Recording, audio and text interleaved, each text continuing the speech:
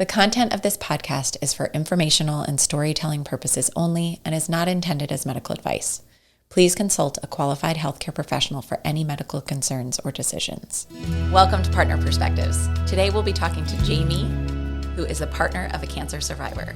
So what would you say before the diagnosis or, the illness, like whether that was like symptoms, and you can tell me a little bit about it, but what was just like your life and routine as a couple like before that? We've been together 32 years, married 17. So the last 4 years it was this cancer stuff, but before that we would, he'd plays hockey, so I'd go to all of his sporting events, and we have a really close relationship, and we always have. And I think after the cancer, it's even better.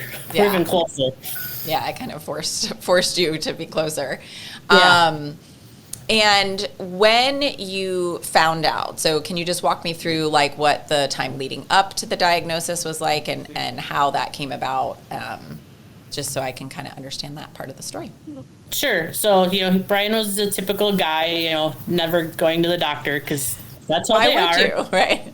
And all of a sudden one day he's like, I need to go to the doctor. And I'm like, well, what's going on? He's like, well, I feel something down there. Oh. And, I'm like, okay, that's something major's bad because he never says that. Right. So, so we made the appointment with his general doctor, and she did the ultrasound, but she didn't want to tell him anything. Right. They never do. Well, then we got hooked up with the urologist, and when he said that word, when he saw the ultrasound, he's like, yeah, that's cancer. It's got to come out. It's just like we both were just in shock. It's like the world like stopped for a minute, and it's like, okay, yeah. I guess we'll take it as it comes, Yeah, and I'm always surprised at how healthcare providers often, like, it's so routine for them, but it's not at all routine to the patient. And so it's like the way that they throw terminology out, you're like, okay, I really have to digest that, right? Well, and then it was like, we found out like on Monday, and he's like, yeah, well, I have an opening on Thursday. So it was just like, we didn't have much time to think about it. It was just like, which is probably better. And I know we've talked about this at the cancer conferences. It's like, you didn't have time to think about it, really. Yeah. No, that makes sense. It's like you just had to just go. Like you just start moving. And so when you first heard that, like you said you were in shock. And then as those things settled in, I guess, between the few days prior to the surgery and maybe right afterwards, like what emotionally were you feeling? Like, were there feelings, or were you kind of numb, or? Initially, like for the orchiectomy, I was still kind of numb. I think we both were. He doesn't like asking for help, so he had to learn, how to ask for help. And my sister's gone through cancer several times, so she was she was in our corner and helped a lot. So even from afar, because she moved to Florida. So oh yeah, that's tough. But I just told him, it's like, you can't feel bad. Just if you need something, just tell me. That's the in sickness and in health part. Yeah. And so did your role change? Like, it sounds like he's super independent, doesn't ask you to do a lot, like all those things. So did it change pretty quickly to where you were able to get him to lean on you that way? Or did it take a while for him to like both emotionally and physically like lean into the fact that he needed your help? It didn't take very long at all. I just kind of told him, it's like, you have no choice. You had surgery, you need help. I'm here, let me do it, Yeah. And then after the procedure, what was next in terms of, treatment and follow-up? Sure. So after his orchiectomy, that was in September 30th. Oh, it was on September. He always has the dates in his head. Yeah. So he had his orchiectomy September 30th, and he started chemo November. Okay. So basically the month of October, it sounds like, was just recovery from the procedure. Yep. And then you rolled right into the treatment. Then he started, so he had 3 rounds of BEP chemo. And then after that, then in the following June, he had the RPL&D surgery. So it was kind of one after the other. Yeah, like just go. And so I imagine like your life's chugging along with a certain trajectory. And then it's like comes to this screeching halt where, you know, like it splits off into this other direction. So like for that month of October prior to starting, like, was it just a myriad of emotions in terms of just like getting to the point where you're like accepting that this is now what your life looks like for the foreseeable future? Or what was that time like as you were accepting that? You know, we definitely did come to figure, you know, this is our new norm, you know, and ever since we never really, like I said, we've been out there forever. We never really traveled. So now we're just like, this is our new, you know, we have a new lease on life. Yeah. You know? We travel, we go to the cancer conferences. We go to, my nephew lives in Arizona. So you know, go down there. It's kind of like we have a new lease on life, you know. Yeah. That's a great way to look at it. Short is like taking it, you know, you got to live. Yeah, no, for sure. And so for you personally, seeing him in sort of this vulnerable state, was that scary? Or are you like the type of person you just sort of like push past what that feels like to do what you need to do? What was that like for you? Because I think a lot of times we think a lot about the person going through it, but as this person that you've loved and been with for so long, you see them like either suffering or scared.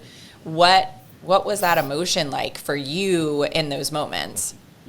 It was definitely scary. So especially because he went through this kind of during COVID. So it was 2021. So, you know, when he had his orchiectomy, no one could be in the waiting room with me. So that was tough. So it was like, it was kind of on my own. I mean, I had support messaging me on my phone, and so I mean, it was tough. But you know, I mean, a lot of people when they have they go through cancer, their world shrinks, like their network shrinks. His like blew up. I mean, people he went to school with, because you know he also wasn't the typical guy. It's like, hey, I have nut cancer, and I'm not going to talk about it. He like.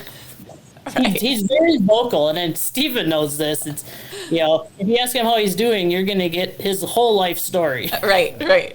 And then his whole thing is like, if he can help one guy, it's, you know, and then he has had 3 friends get checked out because of him. So yeah, that's amazing.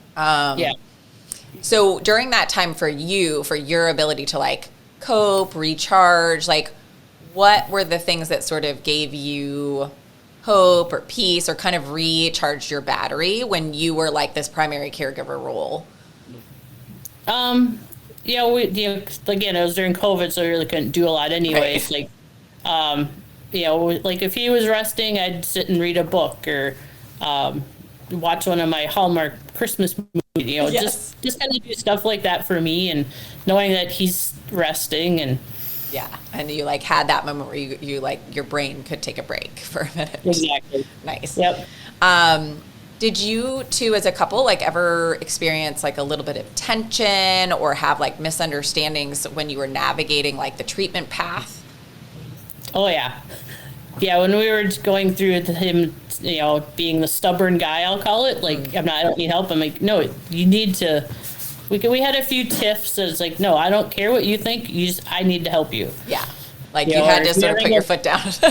Yeah, if you're having a bad, because he has, you know, with all cancer, it's like you have ups and downs. I know when he gets really quiet that he's either getting depressed or, you know, there's something else wrong. So I had to keep pushing it. Yeah, and that's good. You knew him like that. If you just need to go in your corner and just chill for a little bit, that's fine. But you just got to tell me if you're feeling depressed, you know. Yeah. And we're still going through that, you know, 4 years later, but it's getting better. Yeah. And I imagine you, to your point at the very beginning, like you learn this new way of communicating your needs to each other that maybe like just never came up in your relationship prior. And now it's like, okay, now we know when the other person needs a break or when they need, you know, what they need from you, right? Like be here, but don't talk to me or whatever it may be. Exactly. Yep. Yeah. And then when the treatment ended, so you like, it's this whirlwind from diagnosis, surgery, beginning of chemo, then follow-ups and all of that. When treatment was truly like finished, what did that feel like? Well, I mean, he still has his follow-up, so it's not really finished yet, but once we got through all of his recovery after our PLND, it was just like, we were like, okay, now what?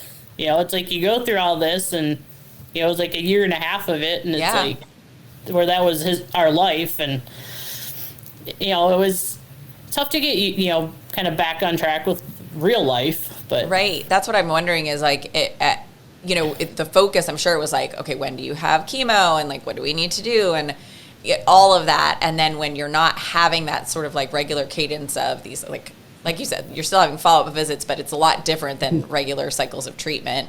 How did you find like a new normal? Like did it sort of just like slowly go back into a new rhythm? Or did you have like moments where you were like, okay, what are we doing with our lives now? Actually, so Brian plays hockey, so that's kind of like our normal, and he actually played hockey throughout his treatment. So even throughout chemo, even if he couldn't play, like if he was having a bad game or a bad day, his teammates just still wanted him there because he's a positive influence. So that helped us. So it's like we didn't really have to like disconnect from prior life. It's funny when he met with his oncologist, we were figuring out chemo, and he's like, oh, what can I do? What can I do? And I'm just going to cut to the chase. This dude wants to know if he can play hockey. And he thought I was joking. I'm like, no, I'm dead serious. He wants to know if he can play hockey. And he's like, I've never had anyone ask. And, if that's what makes him, that's his like safe space, go for it. And he played hockey. He missed one game. Wow. So, yeah. He's very serious. He didn't play like as much as he would normally, but he still played. Yeah. That's amazing. And that's probably, like you said, good for like some normalcy. Yeah, so that helped all of us. It's like, like I said, his village like expanded. His teammates, he was awesome. People he played against would know his journey, and we don't even know how. Yeah. They'd come up and like, dude, I can't believe you're out here. So that helped all of us too, is his village. Yeah, no, really. Because I don't know how he would have gotten through it if he said, you can't play hockey. Right, and like you'd become more isolated. That would have been really hard. Yeah, I imagine. Especially to your point, going through that in 2021 when things were still a little strange with COVID and the restrictions and all of that. Exactly. Were there any points during the treatment time that like did everything go pretty smoothly? Like, did the chemo work the way it was supposed to and all of that? Or were there any moments where you had to like switch up a treatment plan and there were moments of fear, or things were pretty on track? Nope, things are actually pretty much on track. He had a teratoma that, we found out after the fact so that's why he had to have RPL&D because chemo doesn't touch that. Got it. But he didn't really have any side effects, which is amazing. I mean, he went Google crazy, like, oh, you could have mouth sores and you could be puking the whole time. Yeah. He never really had any of that. He had a really bad cold the last round of his treatment, and that was just because he was just run down. But his oncologist was amazing, and he's like, nope, I'm not worried. He's like, we'll just keep an eye on you, but they pushed through. Yeah, amazing. That's the path that one would hope that's going through something like this. Yeah. During that time, it sounds like he has such a great village. Were there certain people specifically that you would like be able to vent to or like spend time with? Like, who were your people during this time? For the venting part, it's actually two of my coworkers were amazing. Yeah. I mean, our families were incredible too, but it's just like, I didn't really vent to them. Mm-hmm. I mean, they'd check and see how I was doing, and I'm just like, oh, I'm fine. But inside, of course, I wasn't always fine. Right. But I didn't want to tell them. My coworkers knew everything, so I'd had a few times that I broke down, and I'm like, sorry, I broke for a minute. Yeah. And it's like, because I wanted to be strong for him, and it's tough. Yeah. It's like you still need to be able to express yourself to someone. And I think that's a great point you make about your family, because I think our families are almost too close to it. So it's like, if I really confide in them or vent, like, is it going to be like a billion follow-up questions? And then are they going to overly check on me? Right. So I can understand why you were like, maybe they're not the best, right? Like everyone's family dynamic is different, but I do understand that. So that sounds like your coworkers were like just a great support system, which is awesome. Yeah. And they still are. Yeah, no, that's well, because now they know your whole thing. Now they know your whole story. Yeah, there's no secrets there. Yeah. I think that's a great feeling to have. Yeah. It's like you can commiserate on all things, not just work, but all your personal things too. Exactly. That's great. And then I know you said that you guys are traveling more now. What are some of the things that you do now as a couple that you weren't doing before that you really cherish, that you're like, man, this was great that we went through this, and now on the other side of it we have this thing that we have together now? Well, like I said, we've been doing the travel. We try to just help out. We try to donate, like if we find someone, like, well, we have a buddy that his kids, he's in a really weird situation with his ex-wife, and we spend time with them and spoil him, and we're going through an adoption journey right now, so that's kind of new. So congratulations, that's so exciting. That's a big step, so amazing. That's really cool. And would you, I guess, as the partner of someone that's gone through this, what would you like advice and or like wish that other partners understood as they like get this diagnosis or a diagnosis that feels scary or are going through this journey? Any advice that you have for people that are kind of navigating this? Just always try to, talk with your partner, even if they don't really know what's going on. You don't want to, and don't feel bad to ask for help. I mean, we found help through the Testicular Cancer Awareness Facebook group, and we're both active on that still. So that was that's helped us too now is, sharing our journey and like, hey, well, this is what we did for him. It might not work for you, but, and even throughout his treatment, we, I would post on that page, and I was never into that before. And now it feels like we're helping, Yeah. It's like, hey, someone that's posting, hey, my husband has this. It's like, shit, that was us 4 years ago. It's like, so it just feels, don't feel, just help other, post on that page or, just talk about it. It's testicular cancer. It's kind of personal, but that's our journey. Yeah. Yeah. You're like, this is the life that we're living. So it's like being open about it. And I think that's a good sentiment too, is like, maybe stepping out of your comfort zone and trying to find connection, knowing like this was really helpful. How long did it take you to start getting involved? Because I know, obviously after a diagnosis like that, like to your point, like you turn to Google, right? You start looking up all this stuff, and like, how quickly did you all find resources that you felt like were meaningful, like this Facebook group? Actually pretty quick. When Brian went Google crazy, right when they said you have cancer, he found the Testicular Cancer Awareness Facebook page pretty much right away.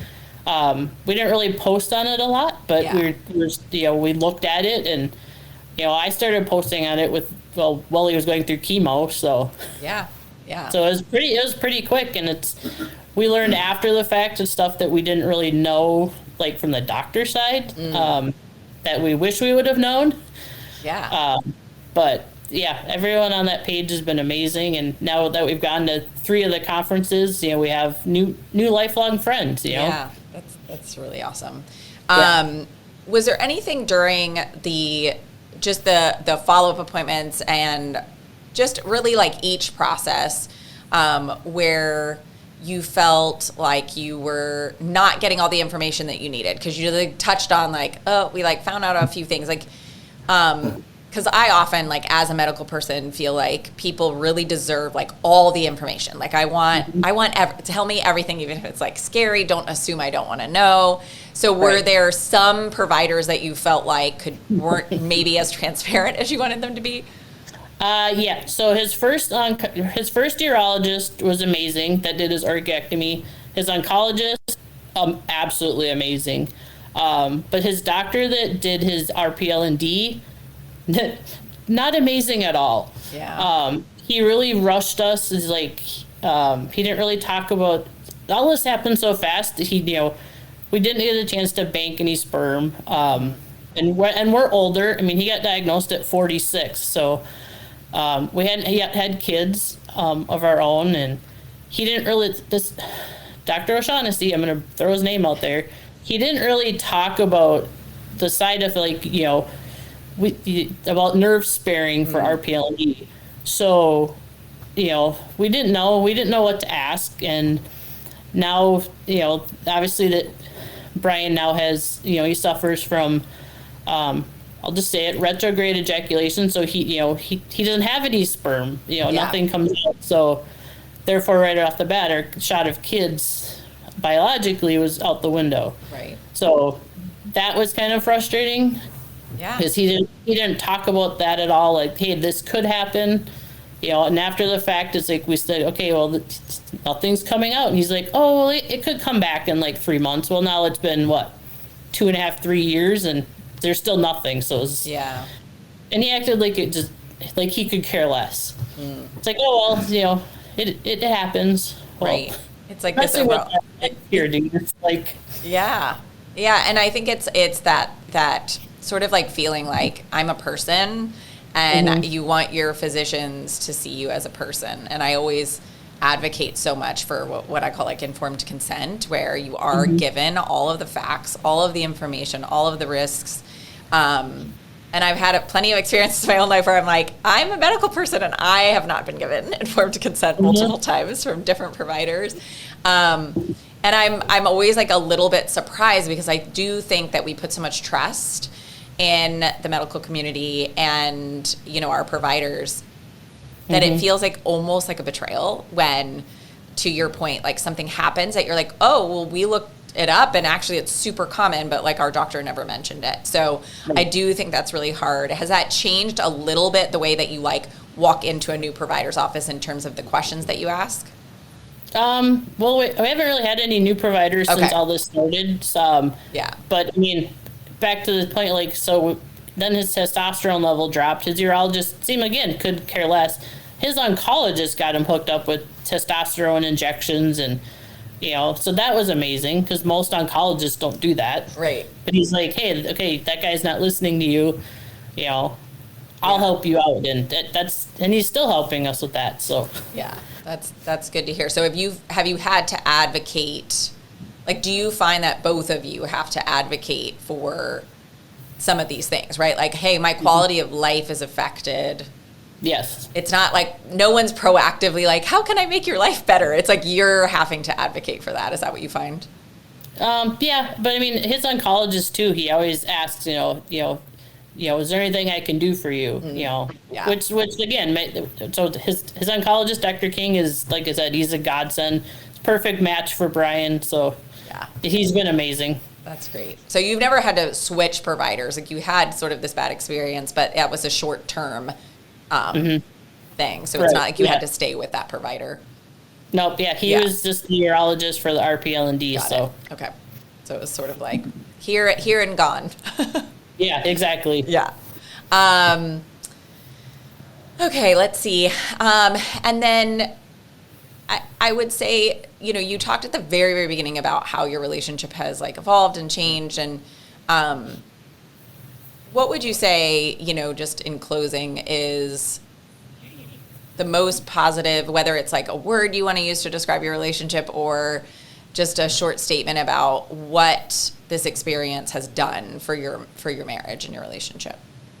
Like I said, I mean, cancer it's a huge thing, and like I said, in life, sickness and in health, and like I said, we've been together forever, and we're always close. But I feel like with all this stuff, we're closer. We talk. We try to do weekly date nights, even if it's just going to like a fast food restaurant, to just go and sit down, and we just enjoy life. We're not promised tomorrow, and it's just take it a day at a time, and help out where we can with other people, and just keep talking. Keep the dialogue open, and I think that's a great point, because I think so many of us like just sort of like life happens and our jobs and our careers, and it's like you get into the humdrum of like just going. And I think it's great to hear that basically now it's like, you're like, no, we're so intentional about the time that we spend together. It's like, you're making sure that you have these precious moments, knowing that you were in a situation for a while that was scary and you weren't sure. So I appreciate that perspective so much. Thank you so much for joining me today. I really appreciate it. And I think, lots of good information about just being on the other side of it and, just making sure that you had the support you needed too. Because I think that's like one of those things where like a lot of times people are like, well, what do I do? Or like, am I allowed to have needs as a partner? And I think identifying like, I needed it. I needed the venting and I needed these couple other things. So I appreciate your transparency on that and for talking to us today. Yep, no problem. All right, have a good one. If you want to hear the other side of this partner story, make sure to like and subscribe.